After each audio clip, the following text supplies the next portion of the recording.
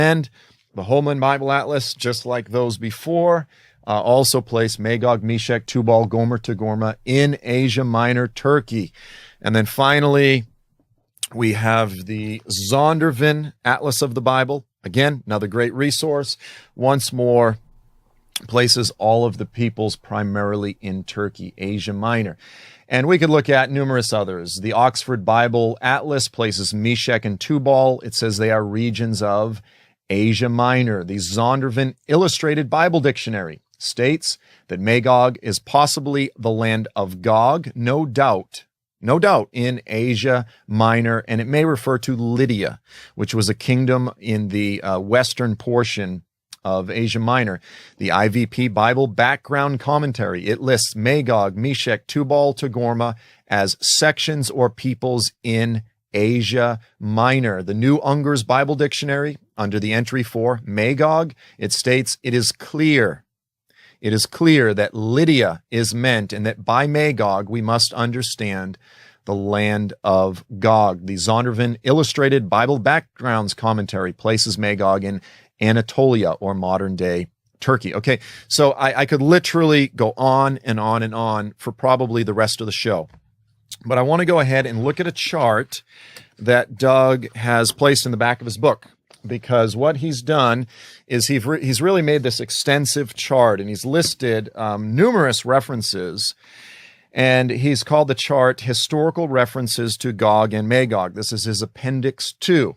So I want to go through some of these historical references. The first one that Doug lists is, he says that Assyrian inscriptions, they record references to Mat Gugai.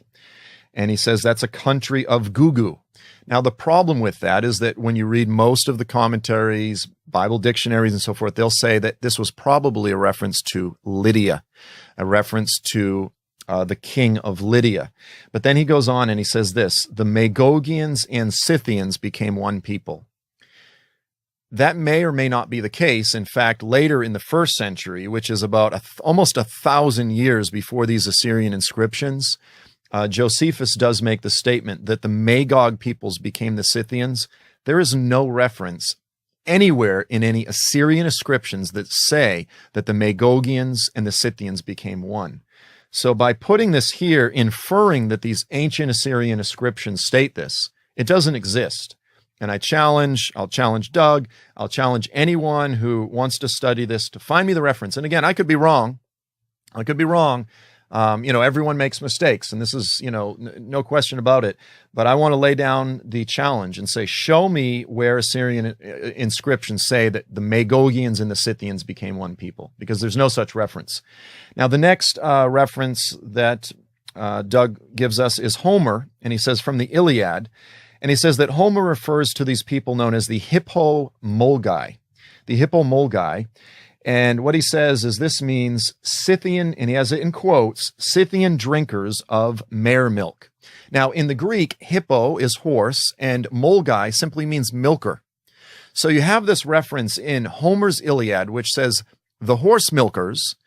The problem is there's no connection to Magog. There's no direct connection to Magog. What he actually says is, he says, that he put as in parentheses, he says Greek is for horse, and Molgai is perhaps a transliteration of Magog. No, Molgai is simply a transliteration of milker. In modern day Greek, it's armigos. Armigos is milker. And so all it means is horse milker. It doesn't mean the Magog horse peoples. And so again, this is sort of reading something into Homer that's simply not there. Now, stepping forward to Hesiod.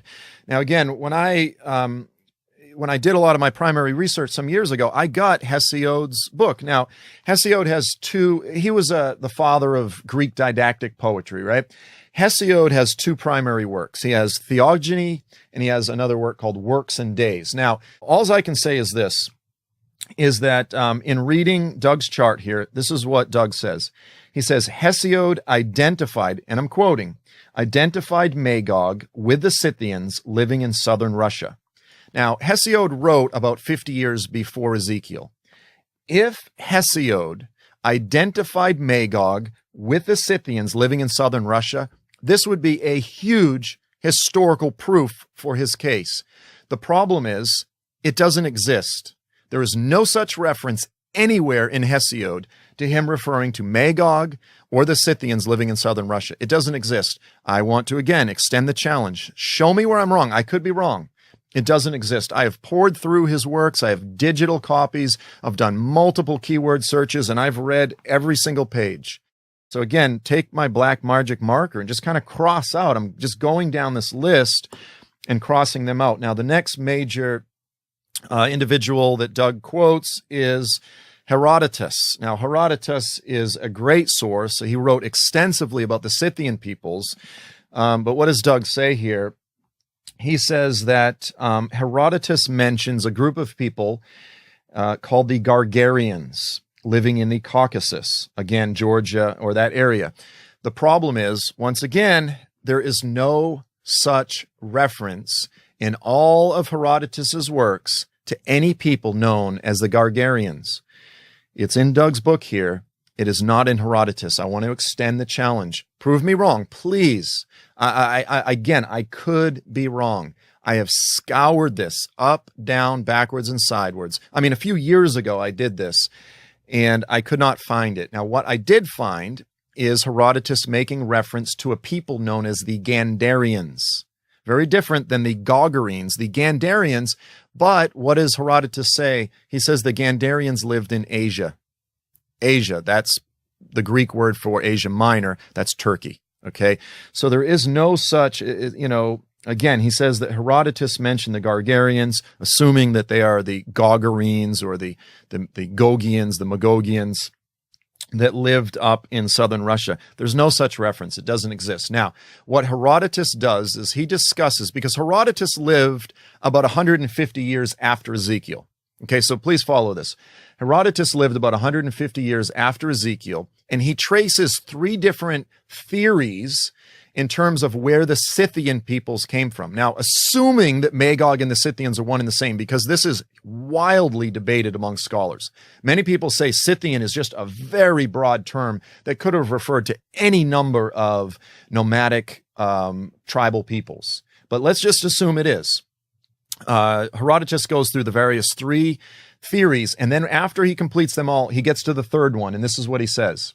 He says, he lists two, and he says, there is also another different story now to be related in which I am more inclined to put faith than in any other. In other words, he goes, this third theory, this is the one that I believe. This is the one that I'm much more inclined to put my faith in than any other. And he says, it is that the wandering Scythian once dwelt in Asia. So here he is writing 150 years after Ezekiel, and he says, I believe that the Scythians dwelt in Turkey. So the question is, if they once dwelt in Turkey, they had left, where did they live in Ezekiel's day? And so a few years ago, what I did is I wrote back and forth with a scholar of this whole subject, of this whole period. His name is Michael Kulikowski. He's the department head of history at Penn State University. So we had a little email back and forth. And this is what he said. He said Herodotus's Scythians, okay, so the Scythians of Herodotus's day, they were to be found in a bit of modern Bulgaria, Romania, across the grasslands of Moldova and Ukraine. In other words, it was during Ezekiel's day that the Scythians lived in Turkey. But then the Medo-Persians, we know the story in the book of Daniel, right? The Medo-Persians then began to conquer Babylon. They swept through and they pushed the Scythians out of Asia Minor. So here we were, according to this guy who is a scholar of this subject, and he says that 150 years after Ezekiel, the Scythians had begun to make their way around the Black Sea, but they had not even reached Russia yet. They were in Bulgaria, Romania, Moldova, heading up to the Ukraine, but they hadn't even reached those southern steppes of Russia yet. And so again, we need to submit to what history tells us, not just sort of make stuff up or try to manipulate the data. Okay, the evidence points to the Scythians, if they were the Magógians, living in Asia during Ezekiel's day. Now, what is the next reference that Doug includes? He says Philo of Alexandria. Now, look at this. This is a big one. He says Philo of Alexandria identified Magog with southern Russia. Friends, again, I want to extend the challenge. show me the quote. Show me the quote in Philo, because nowhere in Philo does he mention Magog as dwelling in southern Russia. Nowhere. You can take a black magic marker and cross this right out. This claim, it doesn't exist. Now, I looked it up, I scoured it, and this is the only place I could conclude that the reference may have come from, is you have a work called The Biblical Antiquities of Philo. The problem is this was not written by Philo, that if you do your homework, this was written by someone known as Pseudo-Philo. He was a Philo pretender, and he wrote in the 1st century. And he doesn't say anything about Magog being identified with southern Russia. He does mention Magog twice, and he identifies him as a descendant of Noah. That's it. Okay, so there's all these quotes, these historical claims. They don't exist. They're just made up. Where did this all come from? I can tell you because I've done the research. It comes from a website created by a guy named Tim Osterholm. And he puts together this big website, and he does a lot of good research. The problem is he is pulling from another book written by another individual, and it's simply not true. So this is the problem, is when you start quoting someone, you have to look up the original resources. You have to look them up and say, is this guy being truthful? You can't just recycle information, because when one person is dishonest or fudges the information, this information gets passed on, and I see it on the internet. I even see it in books quite frequently. All of the quotes that I've referred to so far, they don't exist. Finally, another big one is Doug says that Strabo was a Greek historian who lived in the 1st century. He says that Strabo mentions the Gagarenes. Okay, so you could say Gagarene, that's pretty close to Gog Magog. That Gagarene is a region in the present-day Armenia and Georgia. So this is what Doug says, Armenia and Georgia. So that's bordering on southern Russia, right? Now, and then he says, scholars say that Gagarene best preserved the name of Magog. Now, if you were to look up in this book by Sverre Bo, he's a Norwegian scholar who did his thesis, his PhD thesis on the issue of Gog Magog. This is one of those monographs that you pay all kinds of money for, but it's filled with fantastic information. On page 209 of his book, this is what Mr. Bo says. He says, Gagarene, he says, Strabo refers in his geography to a northern area of Armenia bordering on the Iberian areas under the name Gagarene. And then what does he say? In modern categories, we are speaking of areas in Turkey, Georgia, and Armenia.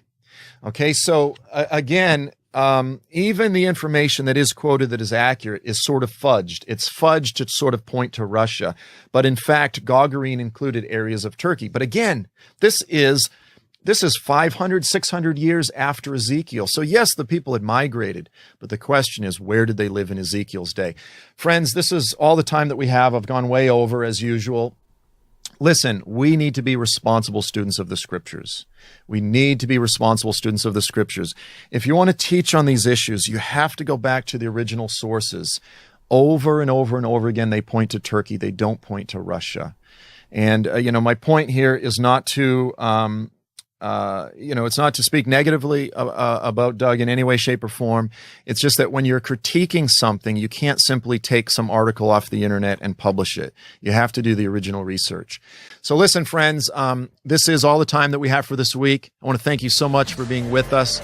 I look forward to seeing you next week. I'm Joel Richardson, and this is The Underground.